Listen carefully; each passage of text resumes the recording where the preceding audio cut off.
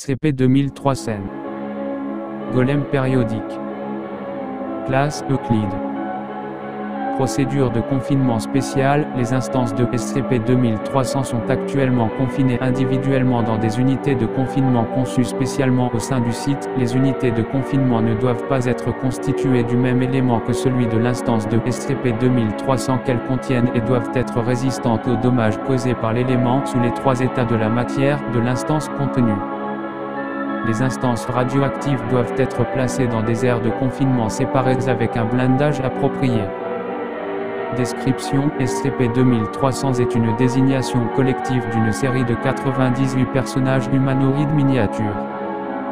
Chaque instance est composée d'un seul élément chimique, et ce nombre atomique est noté respectivement sur le sommet de leur tête. Chaque instance de SCP-2300 est désignée à l'aide de cette marque. SCP-2300 est solide en toutes circonstances sans tenir compte de la pression atmosphérique, de la température, et présente les propriétés habituelles de l'élément respectif à l'état solide. Néanmoins, SCP-2300 peut être physiquement endommagé et la matière séparée se comporte normalement vis-à-vis des points de fusion, de solidification et de vaporisation. SCP-2300 est capable de consommer toute matière, leur permettant de se régénérer suite à des dommages importants.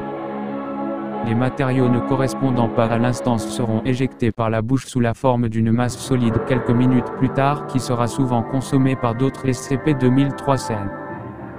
SCP-2300 est conscient et montre différents degrés d'intelligence, les instances dont la densité est faible montrant une intelligence accrue.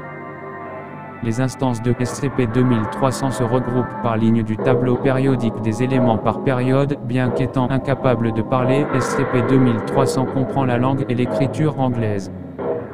Les interviews écrites montrent que SCP-2300 considère SCP-2302-10, -18, -3654 et -86 comme nobles et régnant donc sur leur période élémentaire. SCP-2302 est considéré comme le plus grand noble et ainsi, le souverain des 6 premières périodes et se réfère souvent à SCP-2301 car -1 semble être le plus intelligent de SCP-2300 avec un quotient intellectuel estimé par la Fondation à 132. SCP-2387 à -98 semble ne pas suivre cette monarchie, faisant plutôt partie d'un ordre monastique suivant directement les enseignements de SCP-2301. Les tests montre que pendant que ces instances méditent, elles ne sont pas sujettes à la désintégration radioactive. Il est supposé que d'autres instances radioactives sont aussi capables de rejoindre l'ordre monastique.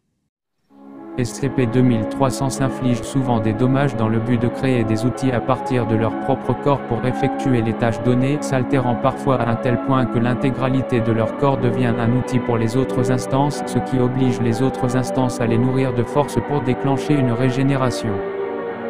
Si la bouche est endommagée d'une manière qui empêche la régénération classique, SCP-2300 va tenter d'en reconstruire une avec la matière restante. Les instances nouvellement créées ne possèdent aucune connaissance de leur ancienne vie et doivent être instruites par d'autres SCP-2300 à propos de leur culture et leur situation.